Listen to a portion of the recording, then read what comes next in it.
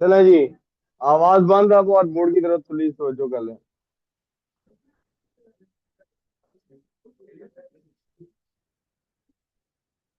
बेटे, इधर अब देख रहे हो आप लोग। There should be no other thing in your mind. ठीक है। Sir, do you have your AirPods? जी, मेरे पास ना एयरपॉड्स हैं एक। लेकिन आई डोंट नो उससे आपको आवाज आपको कितनी ठीक आ रही है। आपकी आवाज मेरे कान में आ रही है कि नहीं It's ठीक। a little wobbly, but I can hear. Okay, समझ आ रही है ना आप लोगों को क्या बात हो रही है। Yes, yes, yes. चलो, गुड इनफ।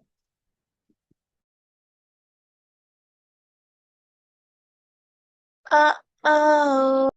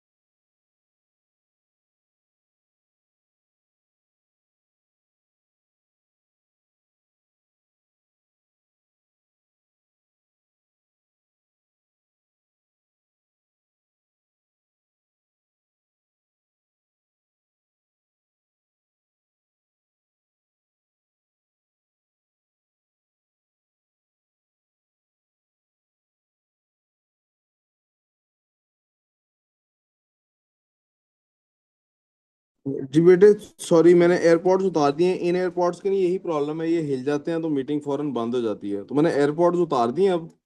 हाँ। Okay, sir. Can you and I hope आपको like? आवाज़ ठीक आ रही है। आप लोग कोशिश कीजिएगा कि आपको कम से कम बोलना पड़े। जब भी बोलना पड़े आप एक्सक्यूज मी कह के तो मुझे रोक लीजिएगा। तो मैं दरख्त आगे अगर दाएं बाएं कहीं खड़ा हूँ, आईपैड के पास नहीं खड़ा, तो आपकी बात सुनने के लिए जरा क्लास को इंटरप्ट कर लें, ठीक है। मोस्टली आपने कोशिश करनी है कि चुप करके सुन लेना है। आई होप मैं कोई क्वेश्चन की गुंजाइश छोड़ूंगा नहीं। कोई क्वेश्चन आपका बन रहा होगा जहन में तो मैं जब तक बात कंप्लीट करूंगा मैं एड्रेस कर चुका हूँ उसके अंदर उसको। चले जी, बिस्मिल्लाह। लास्ट क्लास में हमने डिस्कस किया था कि we are fine, last two classes में एक्चुअली हमने डिस्कस किया है कि we are finally at a point जहां हम केमिस्ट्री की असल जो एसेंस है, what the essence of chemistry is, that is interaction of the particles, हम उसको डिस्कस कर सकते हैं। तो हमारे जहन में Sir, सवाल आया isn't तो this math? क्या? Isn't this maths and your screen is not shared? No बेटे, अगर आप टाइम टेबल देखिए तो it is suppose to be chemistry now. And your screen is not shared. जी मैं शेयर करती हूँ। मैंने कहा था पार्टिकल्स के बारे में हमने साइड नोट एक लिख लिया था कि जनाब हमने एक तो हमें हमें हमें पहले सवाल ये उठा था कि यार आखिर क्या सारे पार्टिकल्स आपस में इंटरेक्ट करते हैं? नहीं। तो कोई खास पार्टिकल्स जो इंटरेक्ट करते हैं? हाँ। तो क्या चीज डिसाइड करती है पार्टिकल्स इंटरेक्ट करेंगे कि नहीं? इस क्वेश्चन को लिख के हमने फिर साइड नोट पे चले गए थे कि यार ये बात अंडरस्टैंड करने के लिए we will have to study some parts of the periodic table. हमें पीरियोडिक टेबल को थोड़ा सा स्टडी करना पड़ेगा।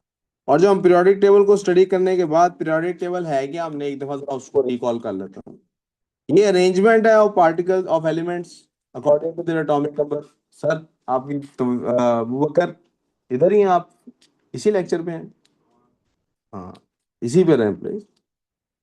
There atomic numbers where elements are group, जहां पे हमने एलिमेंट्स के ग्रुप्स बनाए हुए हैं उनकी सिमिलर प्रॉपर्टीज की बेसिस पे। फिर आगे लिखा हुआ है कि एक काइनेटिक पार्टिकल थ्योरी का भी आपको पता होना चाहिए। वो ये सजेस्ट करती है कि पार्टिकल्स हमेशा मूव करते हैं, और जब मूव करते हैं तो कोलाइड करते हैं, और जब कोलाइड करते हैं तो रिएक्शंस हो जाते हैं। जब कोलाइड करते हैं तो आज हम बात को आगे बढ़ाने से पहले जरा हल्का सा डिस्कस कर लेते हैं पार्टिकल कोलिजन थ्योरी।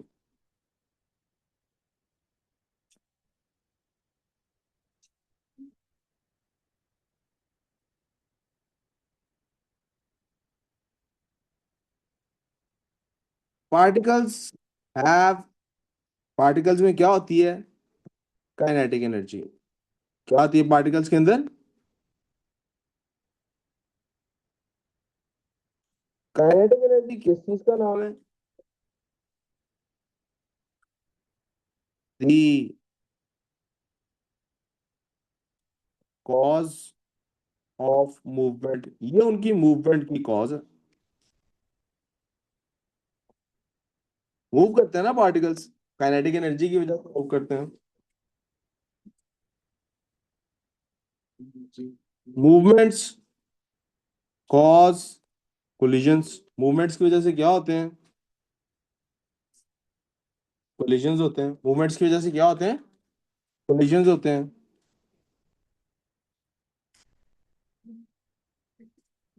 अब आप मुझे बताइए कि काइनेटिक एनर्जी अगर हाई होगी, बताइए का मतलब है, आप अपने जहन में सोचिए, मुझे एक्चुअली बताना नहीं है आपने।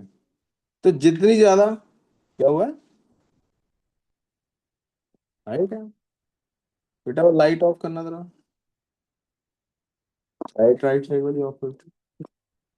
अब नजर आ रहा है? तो मूवमेंट्स जितनी काइनेटिक एनर्जी ज्यादा होगी, कोलिजन्स भी उतने ज्यादा होंगे। कोलिजन्स भी उतने ज्यादा होंगे, और जितने कोलिजन्स ज्यादा होंगे, चांस ऑफ रिएक्शन भी उतना ही ज्यादा होगा। चांस ऑफ रिएक्शन भी उतना ही, ये बात हमारी स्टैब्लिश्ड है। आइरीन, इन सिंबल्स को देख के अगर आप 10 दिन बाद भी देखेंगे, कि आपको पता लग जाएगा कि काइनेटिक एनर्जी अगर ज्यादा होगी तो कोलिजन्स भी ज्यादा होंगे, कोलिजन्स ज्यादा होंगे तो उनकी चांस ऑफ रिएक्शन भी ज्यादा हो जाएगी। Sir, can you excuse me, sir? Can you go a little up so I can see? Okay, thank.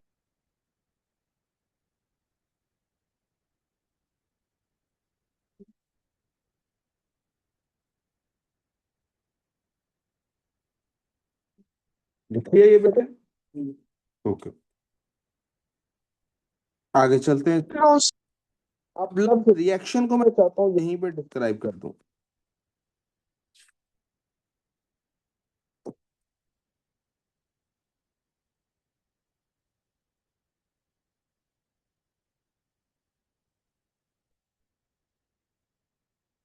लफ्ज रिएक्शन में दो चीजें इन्वॉल्व होती हैं बेटे। पहला स्टेप इसका होता है बॉन्ड ब्रेकिंग। क्या स्टेप होता है? और दूसरा स्टेप होता है बॉन्ड मेकिंग। दूसरा स्टेप क्या होता है? ये दोनों स्टेप्स इन्वॉल्व हैं। ऐसा नहीं है कि इनमें से दो टाइप्स हैं, मैंने इसीलिए दरम्यान में प्लस का साइन डाल दिया। इसका मतलब है, बल्कि एंड का साइन डाल देता हूँ। इसका मतलब है दोनों चीजें लाजमी हैं। क्या? बॉन्ड मेकिंग और बॉन्ड ब्रेकिंग। गलत नहीं डाला है मैंने, ऐसे होता है। बॉन्ड मेकिंग और बॉन्ड ब्रेकिंग दोनों इन्वॉल्व हैं। क्यों इन्वॉल्व हैं? आप देखिए, मेरे पास होता क्या है, एक सब्सटेंस है बेटे। मिसाल के तौर पे कोई सब्सटेंस है, ये उसके पार्टिकल्स हैं बेटे। एक दूसरा सब्सटेंस है, ये उसके पार्टिकल्स हैं बेटे। जब ये दोनों आपस में बेटे रिएक्ट करना चाहते हैं, तो यानी इनके आपस में कोलिजन्स होते हैं जब, फिर क्या होता है? पहले बेटे बॉन्ड टूटता है इन लेफ्ट वाले सब्सटेंसेस का, आपस में जो बना हुआ है सेम टाइप के एटम्स का। फिर उसके बाद ऐसा होता है कि हमारे पास एक नया सब्सटेंस बनता है।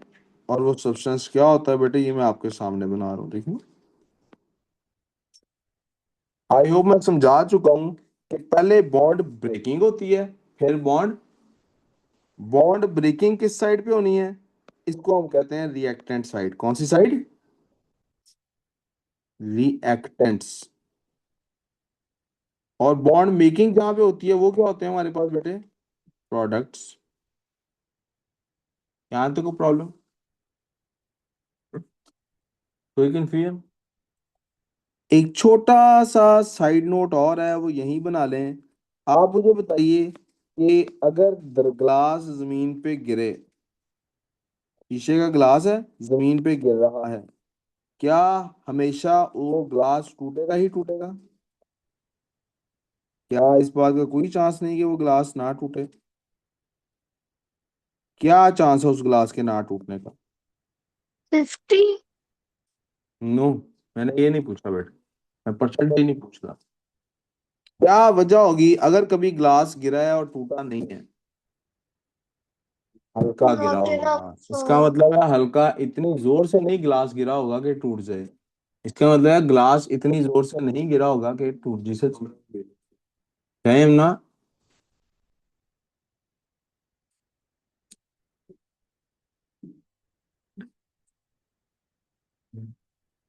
खास उसको डिटेल आप लोगों को भेज देंगे।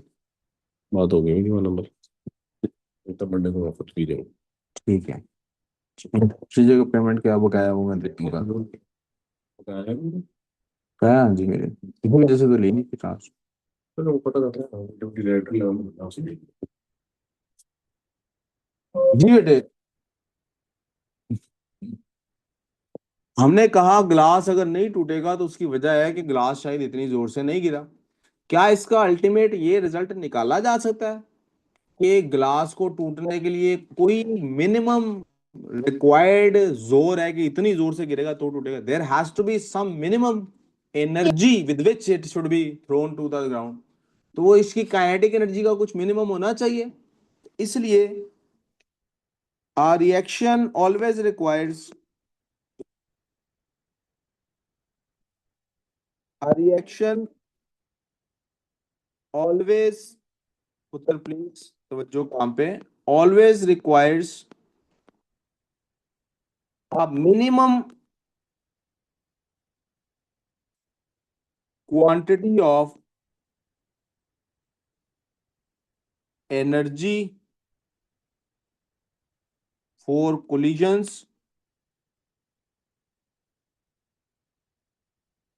एक रिएक्शन को हमेशा क्या चाहिए?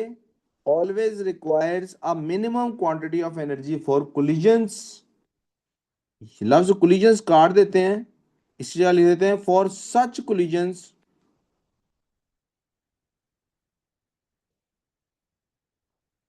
That cause the reaction. वो कर आप लिख नहीं रहे जी। कॉल्ड, उसका एक नाम है, और वो नाम क्या है बेटे? That name is activation energy.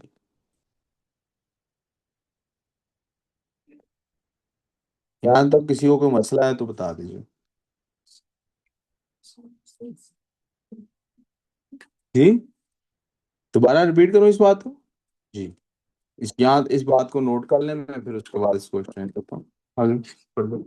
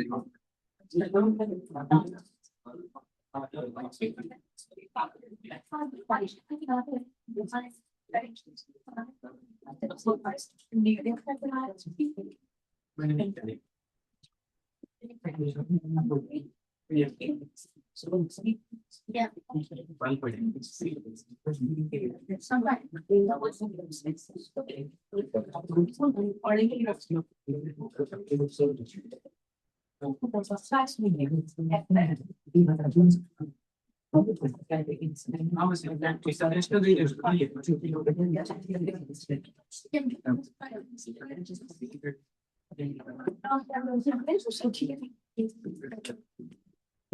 चलते बेटे, आप पिछली बातों को सारियों को एक बार कंसोलिडेट कर दिया जाए ताकि अगली बात करने में आसानी हो। आपने कहा कि रिएक्शन होता है bond breaking and bond making, number one. हमने कहा ये बॉन्ड ब्रेकिंग और बॉन्ड मेकिंग के लिए कोलिजन लाजमी है। हमने कहा एक खास एनर्जी पे जाके, फिर आखिर में हमने कहा ये हमेशा सबके कोलिजन्स का मतलब ये नहीं होता कि रिएक्शन होना ही होना है, कई आपस में कोलाइड करते हैं लेकिन रिएक्शन नहीं होता। तो वो डिसाइडिंग फैक्टर क्या है रिएक्शन होगा, तो उसके लिए हमने कहा हमें जरा उन सबकी सब्सटेंसेस की प्रॉपर्टीज पढ़नी पड़ेगी। क्या पढ़नी पड़ेगी? और वो प्रॉपर्टीज कहाँ से पढ़ेंगे? उसमें साइंटिस्ट की मेहरबानी, साइंटिस्ट की, बेटे मैथ्स का काम कर लो। अच्छा तो ये क्या कर रहा Sorry, है फिर बता। उन excuse me. साइंटिस्ट की मेहरबानी, एक मिनट बेटे, उन साइंटिस्ट की मेहरबानी कि उन्होंने ऑलरेडी क्या किया, उन प्रॉपर्टीज के हिसाब से एक पीरियोडिक टेबल में तमाम एलिमेंट्स को इकट्ठा कर दिया। हम इनके पीरियोडिक टेबल के जरिए से इनको पढ़ना जरा आसान है। कैसे आसान है उसकी एग्जांपल मैं आपको बता देता हूँ। आप में से हर शख्स जिस भी घर में रहता है उसमें 5-7 अफराद होंगे।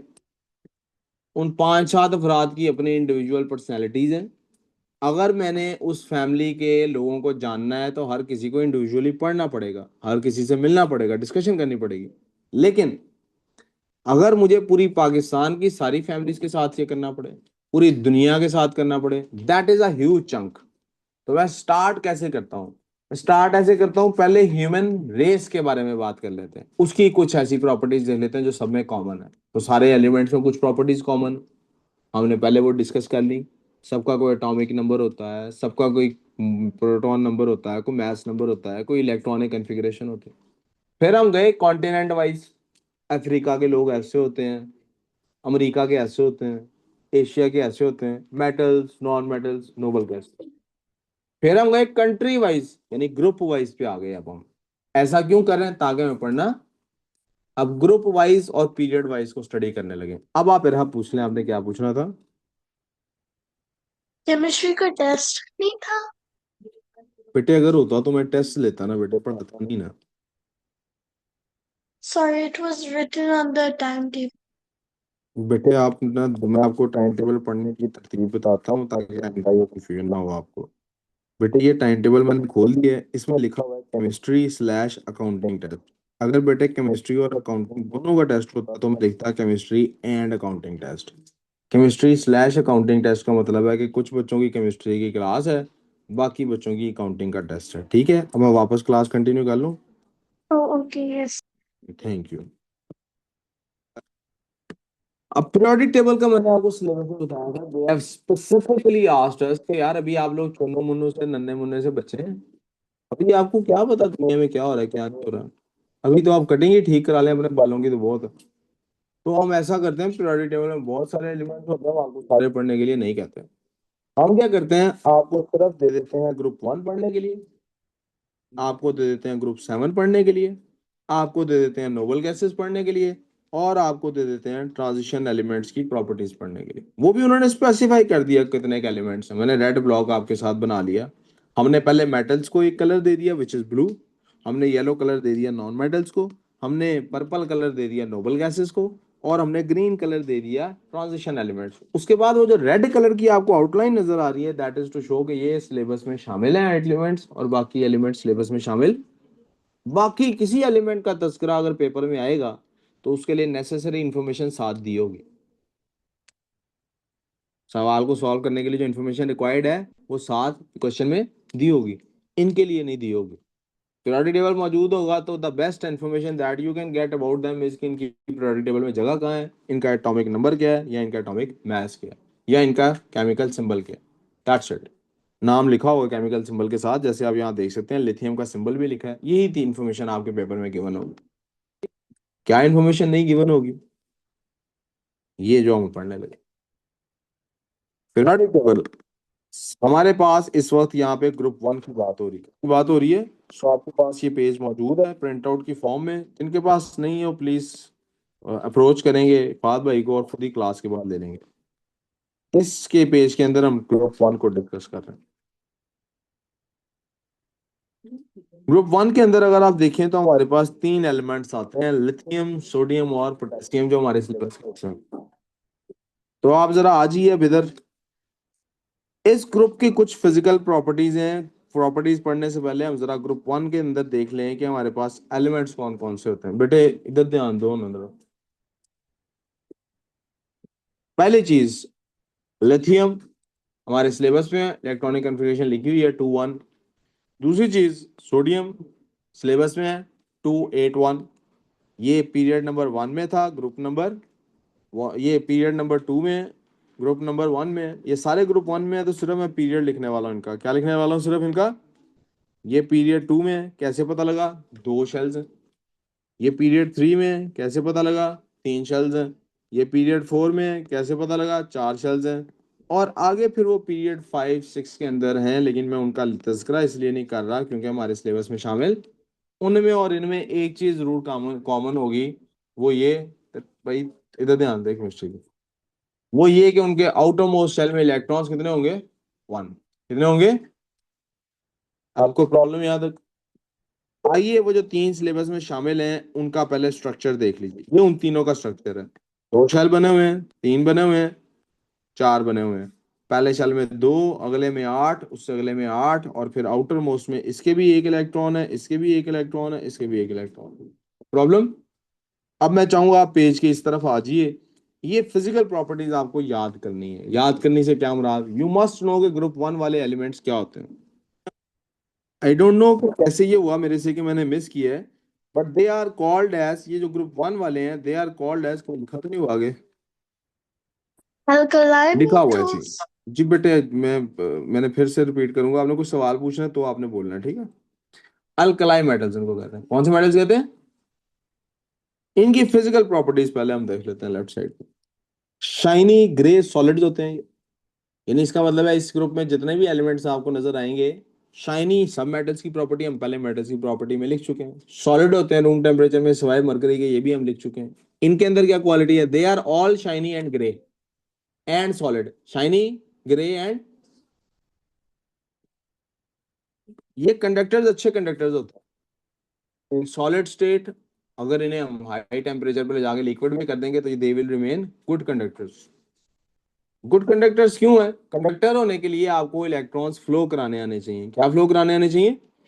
इनको रिएक्ट करने के लिए या कंडक्शन करने के लिए सिर्फ एक इलेक्ट्रॉन आउटर मोस्ट उनका छूट जाए तो हो जाएगा काम, और उनके पास एक, so it's easier to do that.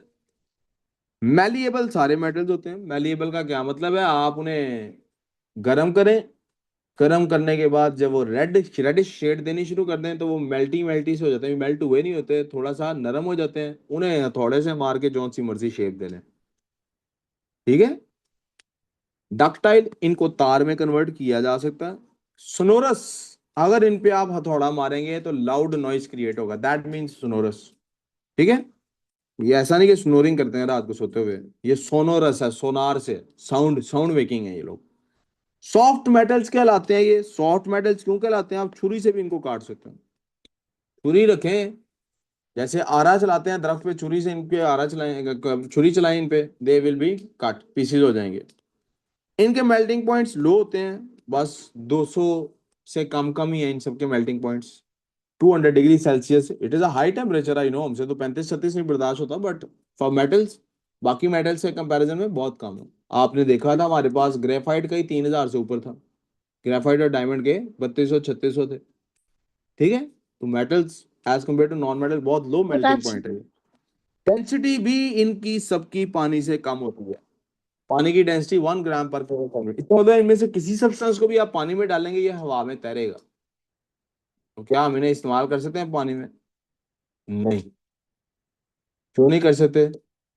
ये लोग हाईली रिएक्टिव हैं। क्या है? इनको ने सिर्फ एक इलेक्ट्रॉन लूज करना है ना, ये पानी में डालते हैं धमाका हो जाता है। पानी के साथ ये रिएक्ट कर जाते हैं। पानी के साथ ये, पानी हालांकि वो खास रिएक्टिव सब्सटेंस नहीं है, लेकिन इनके पास इतनी ज्यादा एनर्जी होती है, फौरन ये रिएक्ट कर जाते हैं। दे float over the surface of water, अगर हम इन्हें करा सकें their reaction with water is not treated as dissolving reaction, rather displacement reaction. ये क्या चीज है, इसको भी हम एडिशन और डिस्प्लेसमेंट की बात हमने कल ही लास्ट क्लास में की थी कि यहाँ तो वो ऐड करेंगे, यहाँ डिस्प्लेस करेंगे। इनका एडिशन के तौर पे ट्रीट नहीं किया जाता, डिस्प्लेसमेंट के तौर पे ट्रीट किया। कैसे ट्रीट किया जाता है? मसलन ये मेटल आएगा प्लस वाटर, क्या होता है वाटर इज बेसिकली AHOH, क्या होता है वाटर? तो ये क्या करेगा, ये जो मेटल है, ये मेटल जो है ये एक हाइड्रोजन को डिस्प्लेस करेगा, तो ये क्या बना लेगा, MOH बना लेगा। ठीक है, यहां तक कोई प्रॉब्लम? कोई सवाल हो तो पूछ लें, वरना मैं आगे जाना चाहता हूँ। ठीक है, यहाँ तक आईरीन, आपके नोट्स आपके पास है? लिखना नहीं कुछ पढ़ रहा उस पर, लिख लो साथ साथ ये चीजें नोट कर लो।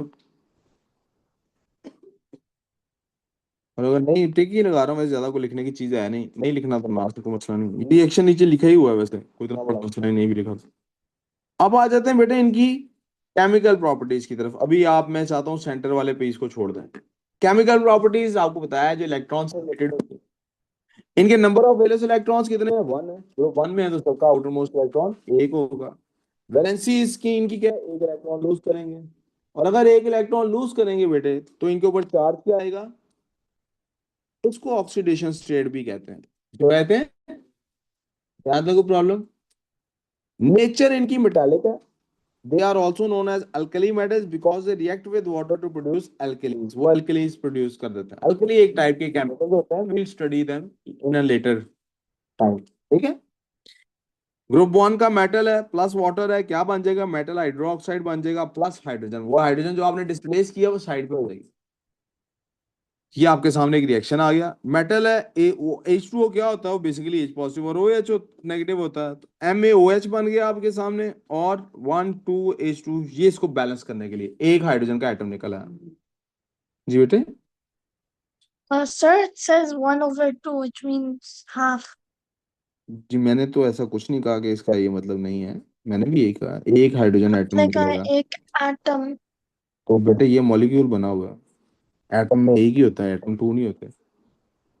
Uh, अरे बेटा इधर नहीं, पूरा ध्यान आपका मैं आपको बता रहा हूँ, प्लीज इधर ध्यान दें। उसका पेपर नहीं, आपका पेपर है, you need to realize that. क्या कर दूं फिर इधर तो जो, जी,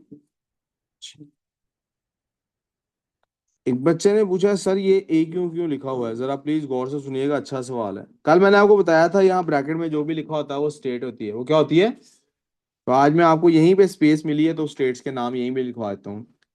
एस से मुराद है कि ये सब्सटेंस सॉलिड स्टेट में रिएक्ट की है, यानी हमने सॉलिड मेटल को पानी में डाला है, क्योंकि पानी के साथ क्या लिखा हुआ है? एल। एल का क्या मतलब है? आई होप आप समझ गए हैं कि अगर हाइड्रोजन के साथ यहाँ पर जी लिखा हुआ है तो दैट जी मीन्स गैस। तो ये ए क्यू क्या है?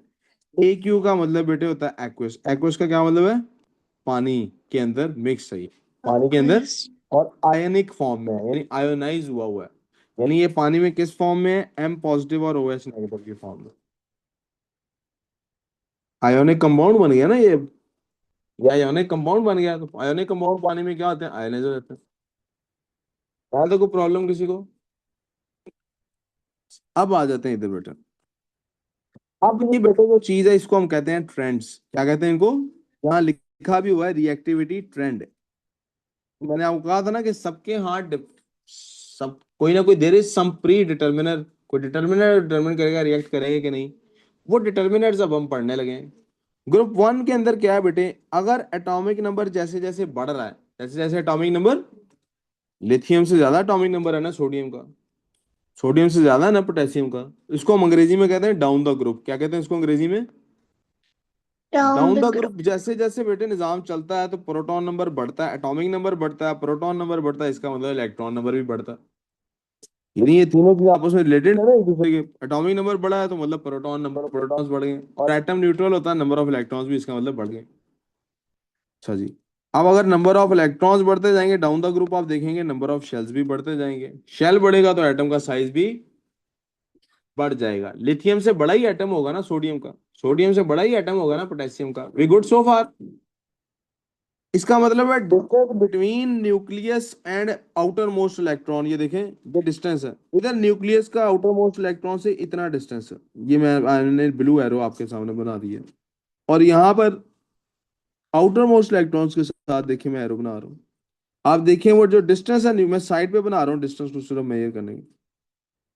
जो डिस्टेंस है न्यूक्लियस से आउटर मोस्ट इलेक्ट्रॉन का, वो आहिस्ता आहिस्ता क्या हो रहा है बेटे, बढ़ रहा है। क्या हो रहा है? तो प्रॉब्लम किसी को सर आपने आगे कहा था कि रिएक्टिविटी ज्यादा होती है जब ऊपर जाता है, नीचे तो नहीं। मैंने कब कहा था बेटे? वही नो आई मीन कि रिएक्टिविटी बढ़ता नहीं है जब नीचे जाता है, एक दफा एक टेस्ट में। कब ये हुआ है बेटा? मुझे समझ नहीं आ रही किस रेफरेंस की आप बात कर रही हैं। पता नहीं, वो शायद किसी और ग्रुप की बात होगी, सबके लिए नहीं होगी। फिलहाल मैं स्पेसिफिक तो ग्रुप बात कर रहा हूँ। ओके। ठीक है। इसका मतलब है डिफरेंस जो है, जो डिस्टेंस है न्यूक्लियस से आउटर मोस्ट इलेक्ट्रॉन का, वो इंक्रीज करता जा रहा है। अरे बेटे प्लीज, फिजिक्स केमिस्ट्री में ना ये जो एक्सक्यूज होता है ना, मैंने घर से रिवाइज नहीं किया, ये एक्सक्यूज इनवैलिड होता है। क्योंकि घर से रिवाइज कर भी लेना तो वही समझ आएगा जो मैंने क्लास में बताया। तो इसलिए क्लास में मुझे सुन लेंगे, वो उसका पेपर नहीं है। कोई भी दुनिया की बात नहीं है जो अहम है उससे करने के लिए। You should look at her as an enemy right now. Distance between nucleus and valence electron, इसका मतलब बढ़ता जा रहा है। फोर्स ऑफ अट्रैक्शन भी फिर जब बेटा दूर होते जाते हैं तो अट्रैक्शन बढ़ती जाती है मैग्नेट्स में, या कम होती जाती है? मैग्नेट्स दूर हो तो ज्यादा अट्रैक्ट करेंगे, या पास हो तो you can actually make that in your mind के दूर होंगे तो रिएक्शन, उनकी अट्रैक्शन कम होती जाएगी। तो आउटर मोस्ट इलेक्ट्रॉन के साथ जो न्यूक्लियस की अट्रैक्शन है वो भी क्या होगी, डिस्टेंस बिट वो अट्रैक्शन कम होती जाएगी। एरो डलेगा, एरो का मतलब है कोई चीज इंक्रीज कर रही है डिक्रीज कर रही। तो इसका मतलब है वो जो बाहर वाला इलेक्ट्रॉन है उसका पहले ही घर से टच कम हो गया, उसके बाहर निकलने का, छूटने का अंदाजा, यानी उसकी जो है, ये इट इज मोर पॉसिबल कि वो जल्दी निकल जाएगा हाथ से। जैसे एक बच्चा है ना, वो रोजाना अपने पेरेंट्स के पास रहता है, साथ रहता है, तो पेरेंट्स ने जो भी, यानी आप अगर मस्जिद के पास रहते हैं, यानी मस्जिद के पास से मुराद है घर के यहाँ मर्जी है, आप बार बार अल्लाह से मिलते रहते हैं, कुरान को दिल के करीब और रखते हैं और खुद कुरान के करीब होते हैं, तो आप अल्लाह के पास रहते हैं। वरना आपका बाहर निकल जाने का इस्लाम से चांस बढ़ जाता है। यानी आप देख लीजिए कि गुनाहों की तरफ जो कहो कौन सा मुसलमानों का ज्यादा है। यहाँ उन इलाकों में जहाँ इस्लाम की ज्यादा प्रचार होता है, इस्लामी हुकूमतें कायम है, या उन इलाकों में जहाँ इस्लाम का प्रचार कम है। आई नो मगरबी ममालिक में ऐसी मुस्लिम फैमिलीज हैं जो एक्सट्रीमली स्ट्रिक्ट, यानी वो तो बल्कि वो क्या कहते हैं वहां तक पहुंची हुई हैं जिसको हम कहेंगे एक्सट्रीमिस्ट हद तक पहुंच जाती हैं। वो बहुत ज्यादा कॉन्शियस हो जाती है ना कि पता नहीं हमारा फेथ को क्या हो जाएगा। लेकिन अक्सरियती कहाँ ज्यादा chances of abuse of religion है? बाहर के मुल्कों में ज्यादा chance of abuse of religion है। बच्चे जो मर्जी करते फिरते हैं अक्सरियती। यानी आई नो मैनी पीपल जो बाहर जाते हैं टीनेज के बाद, टीनेज के दौरान ही पता नहीं क्या क्या शुरू हो जाता है उनकी जिंदगी में, तो टीनेज के बाद तो पता नहीं क्या ही करेंगे। इसी तरह आप इसी को आप अपने एटम पे अप्लाई कर लें, जितना न्यूक्लियस से दूर होगा उतना उसका निकल जाने का, घर से निकल जाने का चांस बढ़ जाएगा। इसका मतलब है उसका ability to become positive ion भी बढ़ जाएगा। इसका मतलब है उसकी रिएक्टिविटी भी बढ़ जाएगी। और एक टेक्निकल टर्मिनोलॉजी है, सिर्फ इसलिए इसका यहाँ तस्करा कर रहा हूँ, ये ए लेवल में जाके आपके काम आएगी, वहां आपको अनफेमिलियर ना लगे। इलेक्ट्रो पॉजिटिविटी, उसका क्या मतलब है कि इलेक्ट्रिकल चार्ज कौन सा ज्यादा आने का चांस है उसके ऊपर, उससे पॉजिटिव चार्ज आने का चांस बढ़ गया। रिएक्टिविटी इसका मतलब है सबसे ज्यादा किसकी है प्यारे बेटे, सबसे ज्यादा रिएक्टिव पोटेशियम जी, मेरे एक सेकंड सर, पोटेशियम है उससे कम, सोडियम है उससे कम, यानी इंक्रीज हो रहा है। ठीक है। For every metallic group reactivity, metallic group के लिए रिएक्टिविटी बढ़ती होती है डाउन द ग्रुप। ये बात नोट कर लें, एब्जॉर्ब कर लें, इसको डाइजेस्ट कर लें, रिवाइज कर लें, फिर बात दोबारा आगे सीखें।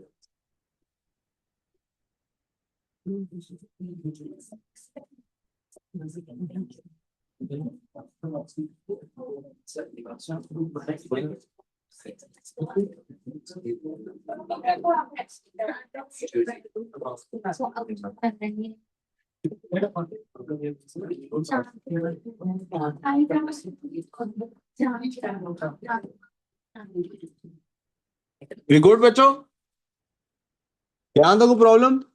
जी आई होप आपने मेंटली इसको रिवाइज भी कर लिया और मेंटल इमेज आपके जहन में बन गई है कि किसी भी मेटल में भाई इधर तो जो किसी भी मेटल के अंदर डाउन द ग्रुप रिएक्टिविटी बढ़ती है, डाउन द ग्रुप रिएक्टिविटी। तो अगर मैं आपको भी पीरियोडिक टेबल दिखा के पूछूं प्योर ग्रुप के बारे में कि भाई ये ज्यादा रिएक्टिव है कैल्शियम या बेरिलियम ज्यादा रिएक्टिव है, आपका जवाब क्या होगा? कैल्शियम ज्यादा रिएक्टिव कैल्शियम। है। ठीक हो गया? कोई प्रॉब्लम? क्या प्रॉब्लम है बेटा? अब बेटे इसके कुछ सैंपल के रिएक्शंस हैं। लिथियम का भी बेटे आप पानी के साथ रिएक्शन देख लें, lithium plus water, lithium hydroxide and hydrogen, ये बेटे रिएक्शन। अब आप देख रहे हैं वो जो 1/2 लिखा हुआ था, लाफिज ऐसा तो नहीं हो सकता ना एक एटम अकेला बच जाए। तो क्या होगा, एक एटम तो अकेला रह ही नहीं सकता। तो हम इस इक्वेशन को पूरी को 2 से मल्टीप्लाई करेंगे, 2 2 2 और ये 2 2 से कट जाएगा and you find this kind of here, 2 lithium, 2 hydro water, 2 lithium hydroxide और एक हाइड्रोजन का मॉलिक्यूल, सोडियम। सिमिलर रिएक्शन सबके साथ। आपको वर्ड इक्वेशन भी आनी चाहिए और आपको केमिकल इक्वेशन लिखनी भी आनी चाहिए, सिंबॉलिक इक्वेशन भी लिखनी आनी चाहिए। जो बेटे याद हो जाती है ऑटोमेटिकली है ना। देखिए आपको सेंस क्या बनानी है, मेटल प्लस वाटर का मतलब है ग्रुप 1 है कि मेटल हाइड्रोक्साइड बनेगी और फिर हाइड्रोजन बनेगी। बैलेंस करनी खुद ही आ जाती है। मैं आपको करके दिखा देता हूँ, पहले भी ये करके दिखाई थी, मैं इसलिए नहीं कर रहा था, लेकिन चलें। मिसाल के तौर पे सोडियम है, सोडियम मेटल है वो सॉलिड स्टेट में होगा, प्लस वाटर है, वाटर लिक्विड स्टेट में होगा, लिक्विड लिख दिए। इनका आपस में जब रिएक्शन होगा, मैंने क्लास में सर से पढ़ा हुआ है, क्या पढ़ा हुआ है, ग्रुप 1 वाले जब भी मिलते हैं तो वो सोडियम हाइड्रोक्साइड बनाते हैं। क्या बनाते हैं? अब सोडियम के ऊपर मुझे पता है कि Na पॉजिटिव होता है और OH के ऊपर नेगेटिव होता है, ये सर ने शुरू के लेक्चर्स में प्रैक्टिस कराई थी। तो जब इनकी क्रॉस बेस कराते हैं तो 1 1 बनता है, इसका मतलब है NaOH बनेगा। NaOH पानी के साथ एक्वस फॉर्म में ही होगा, ये आयनिक कंपाउंड है, ये एक्वस फॉर्म में होगा।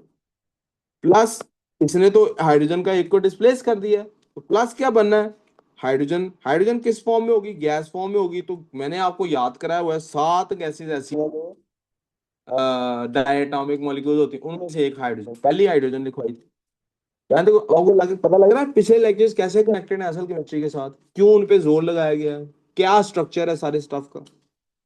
अब यहाँ तक को प्रॉब्लम, आयरीन यहाँ तक समझ आ गई बात बेटा? अब आप देखिए कि क्या वहां पर अगर मैं काउंट करने की कोशिश करूं तो इधर सोडियम कितने एटम्स थे? आप इक्वेशन में कितने लिखे हुए हैं? एक। कितने लिखे हुए हैं? इधर कितने हैं? इसका मतलब एक सोडियम था, एक सोडियम बैलेंस हो गया। इधर ऑक्सीजन के कितने एटम्स हैं? एक। इधर कितने हैं? और तो नहीं कोई लिखा हुआ, बैलेंस हो गया। हाइड्रोजन के इधर कितने एटम्स लिखे हुए हैं? इधर कितने लिखे हुए हैं बेटे? दो यहाँ है, एक यहाँ है, 3। इसका मतलब ये बैलेंस, ये तो बैलेंस नहीं हो रहा। इसका मतलब मुझे इसको बैलेंस करना है।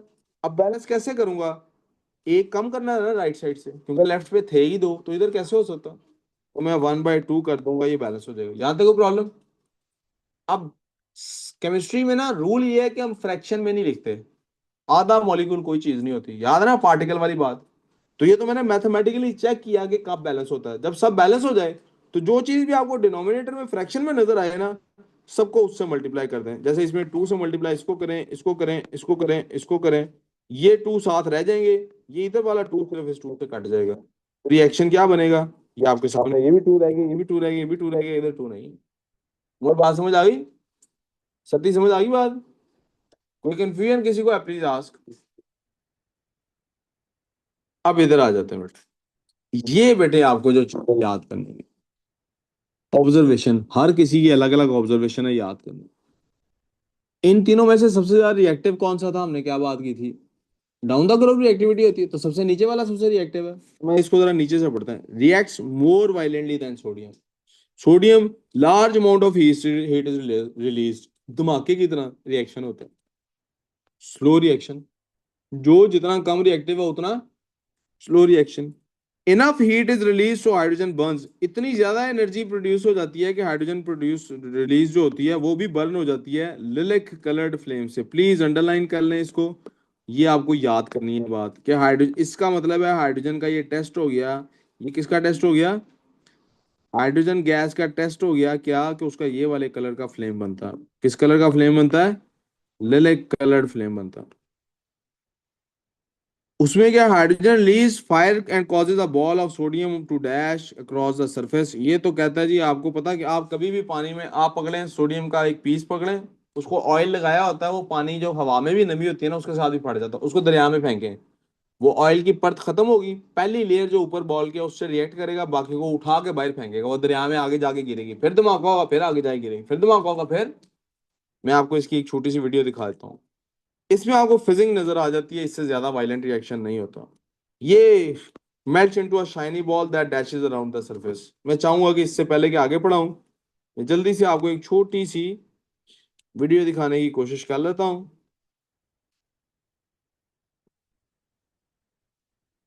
Sodium thrown in a lake. I wish कि इसी में वो नजर आ जाए। ये देखिए प्लीज, Straight out. एक minute, Let's probably throw it that ये way, huh? देखें जी। All right, ready? Two, one. Oh, that's a little. धमाका हुआ, देखा, बॉल उड़ी, उड़ के ये दोबारा गिरी, फिर धमाका हुआ, फिर उड़ी। ये इस तरह से रिएक्ट होता है, छोटी छोटी बॉल्स बनती जाएंगी, आगे गिरती जाएंगी, और ये रिएक्ट होता रहेगा। पोटेशियम के साथ भी इसी तरह से होगा। आई होप मैं अपनी बात पूरी आपको समझा पाया हूँ जी। कर लो उम्र बात उससे जरा पर जी, मैंने देख लिया, कर लो, हाँ जी बता लो, कर ली बात, ठीक, थैंक यू। आगे चले। अब ग्रुप 7 की बात है। ग्रुप 7 के बाद आपको 10 मिनट की ब्रेक भी दूंगा ताकि आप थोड़ा रिफ्रेश हो जाए।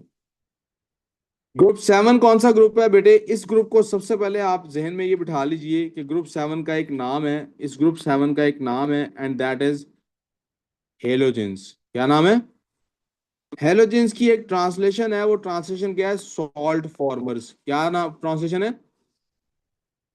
क्योंकि ये हेलोजेंस जब भी ग्रुप 1 के साथ मिलते हैं, या किसी भी मेटल, ग्रुप 1 क्यों कहा मैंने, हेलोजेंस जब भी किसी मेटल्स के साथ रिएक्ट करते हैं तो क्या होता है, ये बना लेते हैं सॉल्ट्स। क्या बना लेते हैं? इनके अंदर कौन कौन से हैं बेटे? हमारे ग्रुप में, हमारे सिलेबस में सिर्फ फ्लोरीन और क्लोरीन है। ब्रोमीन के भी रिएक्शंस आते हैं, लेकिन बहरहाल फर्स्ट 20 में ब्रोमीन फॉल नहीं करता। फ्लोरीन के एटॉमिक नंबर है 9, तो 2 7 उसकी कॉन्फ़िगरेशन बनती है, ये आपके सामने उसका स्ट्रक्चर है। क्लोरीन की है 17, तो आपके सामने 2 8 7 बनता है, ये उसका स्ट्रक्चर। सबसे पहले इसकी भी फिजिकल प्रॉपर्टीज पढ़ेंगे। ये बेटे आपने याद कर लेना है, आप में से जो लोग best of the best result चाहते हैं वो ये याद कर लेंगे। पेल येलो कलर होता है इसका, गैस की फॉर्म में भी जब होती है। इसकी गैस येलो ग्रीन कलर की होती है। इसकी गैस ये लिक्विड फॉर्म में आपको नजर आ जाता है रेडिश ब्राउन। ये रूम टेम्परेचर पे बात हो रही है, कहाँ बात हो रही है? At STP, standard room temperature and pressure पे। डल ब्लैक होती है आयोडीन का कलर, और एस्टेटीन का जेट ब्लैक कलर होता है। इनमें से ये इन दोनों, इसका कलर आपको याद करने की जरूरत भी नहीं है, ऊपर वालों का लेकिन जरूरत है। आगे चलते हैं जी। Chemical properties. Number of valence electrons, group 7 है तो 7 होंगे। वैलेंसी क्या होगी? एक इलेक्ट्रॉन गेन या शेयर करना है। अगर आयन बनाएगा तो इसकी ऑक्सीडेशन स्टेट हमेशा -1 होगी,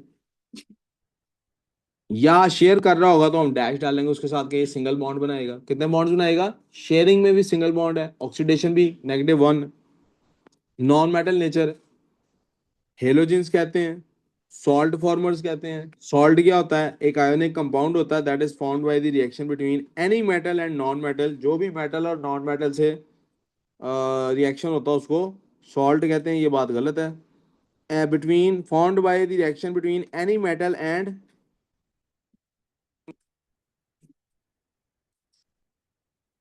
non metal that is halogen. ये बात अब ठीक हो गई। मैं बाकी पार्ट को मिटा रहा हूँ अपने पास से, आप भी मिटा लीजिए।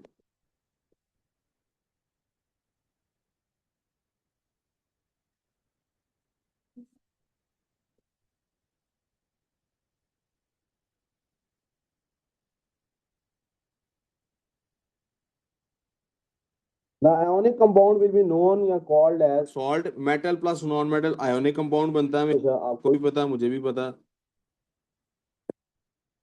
फिर मेटल प्लस हेलोजन से सॉल्ट बनता है। सॉल्ट इसका मतलब है आयोनिक कंपाउंड ही होता है, ये याद रखना है। एरो डालने ऐसे कि सॉल्ट क्या होता है, बेसिकली आयोनिक कंपाउंड होता है। लिथियम और फ्लोरीन मिलाएंगे, लिथियम फ्लोराइड बनेगा। ये आपके सामने एक स्टैंडर्ड रिएक्शन आ गया। Lithium solid fluorine gas, reaction क्या हुआ, लिथियम फ्लोराइड, और वो भी सॉलिड स्टेट में। Please digest all of this, observe all of this. You are not 100% in the class of worker. I don't know how things will improve in your life if you're not 100% in class. तो आपको आपको ध्यान इधर नहीं था, तो आपको पता लगा वो क्या कह रहा था।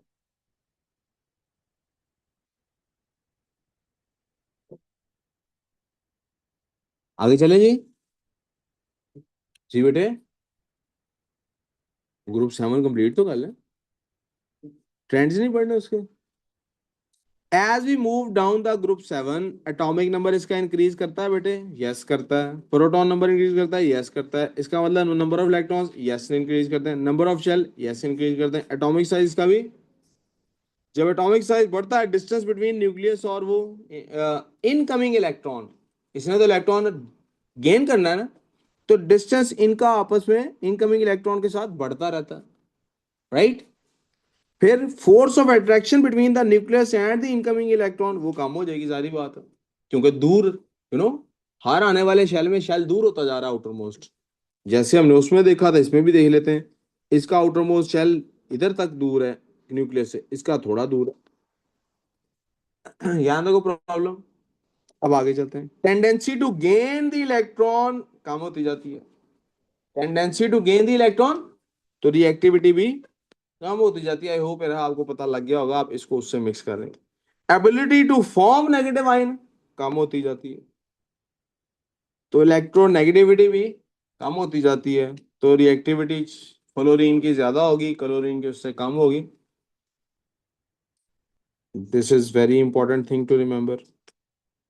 उसके अंदर भी इसको मैं बॉक्स बना देता हूँ ताकि आपको पता रहे कि this is very important thing to remember. Sir, you said that chlorine was the most reactive in group 7. अच्छा जी, Yeah. फ्लोरीन का नहीं कहा था? Yes, but it's fluorine. Either you are misremembering or I said something that was wrong. Either way, ये याद कर लेना पुत्र। अब आगे चलते हैं। Okay. ये बेटे सबसे पहले तो इसको देख लें, please please please look at the board. H2 plus F2 2HF, उनकी आपस में क्योंकि 1 1 की,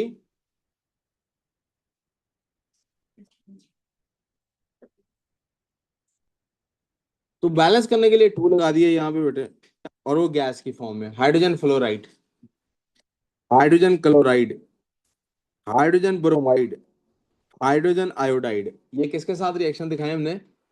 हाइड्रोजन के साथ। किसके साथ दिखाए? क्या हाइड्रोजन मेटल है? नो, लेकिन ग्रुप 1 के मेटल की तरह रिएक्ट कर गया। ये सारे जो प्रोड्यूस हुए हैं, ये सारे जो प्रोड्यूस हुए हैं, जैसे वहां सारे सॉल्ट्स थे, वहां सारे क्या थे? ये सारे क्या हैं? एसिड्स हैं। ये सारे क्या हैं? अब ये एसिड और सॉल्ट और बेस क्या होता है, इससे आप प्रैक्टिकल लाइफ में थोड़ा से तो फेमिलियर हैं, लेकिन इन एक्चुअलिटी, हकीकत में केमिस्ट्री इसको कैसे देखती है वो हम थोड़ी देर बाद देखेंगे। वी गुड सो फार? मसला हमजा कहां तक हो गया बेटे काम?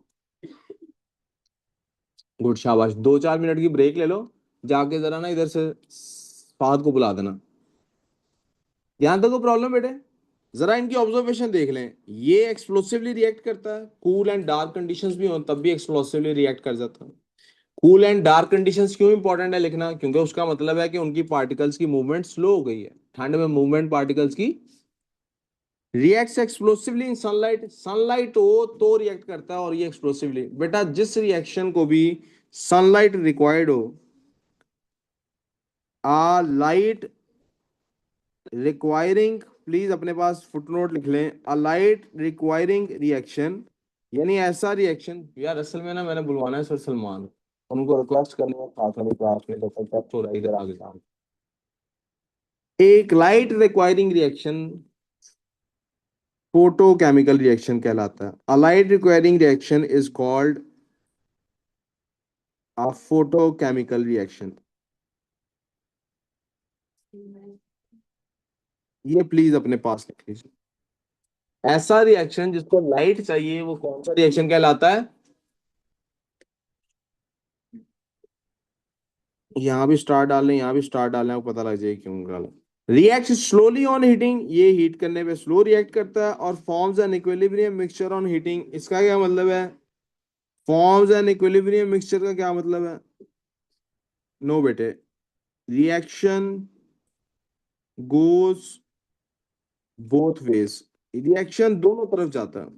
मैंने आपको कल बताया था दो सब्सटेंसेस ऐड होके अगर एक तीसरा सब्सटेंस बना सकते हैं तो वो तीसरा सब्सटेंस टूट के वापस ये भी तो बना सकता है कि नहीं?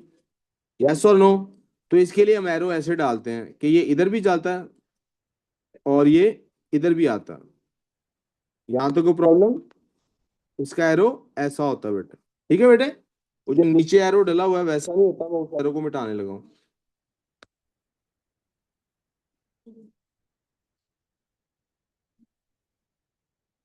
वो रिएक्शन जो बोथ फेज आई उसका एरो इस तरह से डालते हैं। कोई कंफ्यूजन अगर किसी को प्लीज पूछ ले, नहीं है तो मैं आगे जा रहा हूँ जी। समझ आ गई यहाँ तक बातें सारी? फिर से रिपीट करने की जरूरत है? फिर भी कर देता हूँ, शायद याद हो जाए। हाइड्रोजन के साथ जब भी हेलोजेंस का रिएक्शन होगा एसिड बनेगा, क्या बनेगा? और मेटल्स के साथ जब भी इनका रिएक्शन होगा तो सॉल्ट बनेंगे, क्या बनेंगे? दोनों सूरतों में हमने ग्रुप वन के साथ देखा और हाइड्रोजन के साथ देखा, 1:1 रेशियो होती है, तो स्टैंडर्ड रिएक्शन यही बनेगा, स्टैंडर्ड रिएक्शन। अब आ जाते हैं आखिरी बात की तरफ। याद है मैंने कहा था ऐड होते हैं, तो हमने सेकंड टाइप क्या पढ़ी थी यार? ऐड हो सकते हैं तो डीकंपोज भी हो सकते हैं। अच्छा, अगर डीकंपोज हो सकते हैं तो और क्या पॉसिबिलिटी है कि डिस्प्लेस करें? क्या करें? ए बी प्लस सी क्या बन सकता है? A C plus, right?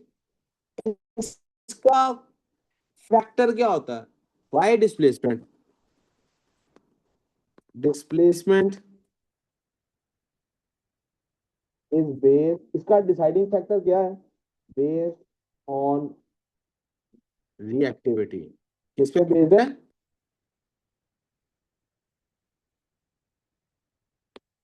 Based है किस पे बेटे? रिएक्टिविटी पे। एक लड़की है, सॉरी फॉर द एग्जांपल, लेकिन याद रखने के लिए इस तरह की एग्जांपल देनी पड़ जाती है।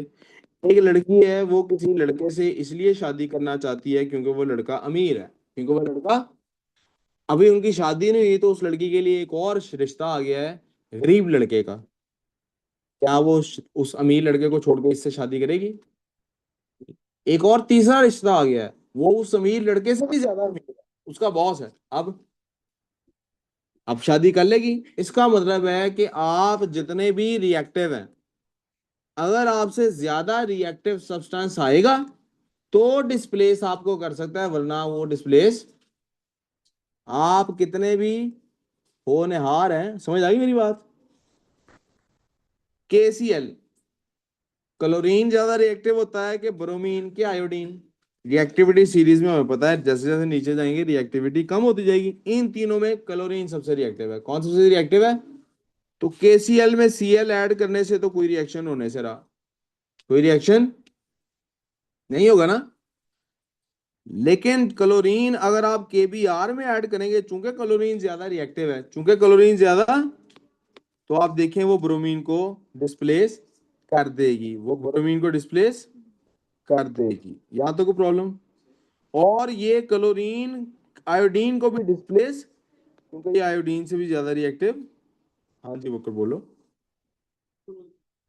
जी। बेटे क्लोरीन गैस के बारे में हमने यहाँ पे कहीं पे लिखा है कि क्लोरीन गैस जो होती है वो येलो ग्रीन कलर की होती है। क्या? प्लीज, जब उधर पहुंचेंगे ना बेटे, वो मेटल्स के बारे में थी, जब उधर पहुंचेंगे तब उसके बारे में बात। उत्तर बैन नहीं, कार्बन है। वापस आते हैं जी आगे। अब ब्रोमीन का, ब्रोमीन से तो रिएक्शन होने से रहा, तो KBr अगर ब्रोमीन से नो रिएक्शन होगा, यहाँ तो कोई ताल्लुक ही नहीं। लेकिन आप देखें ब्रोमीन KCl के साथ भी रिएक्ट नहीं कर रहा। क्यों नहीं रिएक्ट कर रहा? क्योंकि भाई क्लोरीन ऑलरेडी ज्यादा, ये वो गरीब लड़का है ब्रोमीन जो क्लोरीन को डिस्प्लेस, लेकिन ये आयोडीन से ज्यादा अमीर है, आयोडीन को डिस्प्लेस और करेगा भी। कोई प्रॉब्लम? आयोडीन बेचारा सबसे गरीब है, ये किसी को डिस्प्लेस नहीं कर सकता। समझ आ गई भाई? उमर आयोडीन से रिलेट कर रहे हो ना? समझ आ गई बेटे? अब बेटे यहाँ मेरा ख्याल है हमने मैथ्स की क्लास कहाँ से कहाँ तक रखी थी टाइम टेबल में? 7 to। तो फिर ट्रांजिशन भी पढ़ा देता हूँ, ट्रांजिशन पढ़ा के सही देता हूँ। नहीं था कि चलो जी ब्रेक ब्रेक जी, ब्रेक के बाद पहले ट्रांजिशन एलिमेंट्स पढ़ाऊंगा, उसके बाद आगे चलूंगा। X for? क्या बेटे? What is the X for? X is a symbol, general symbol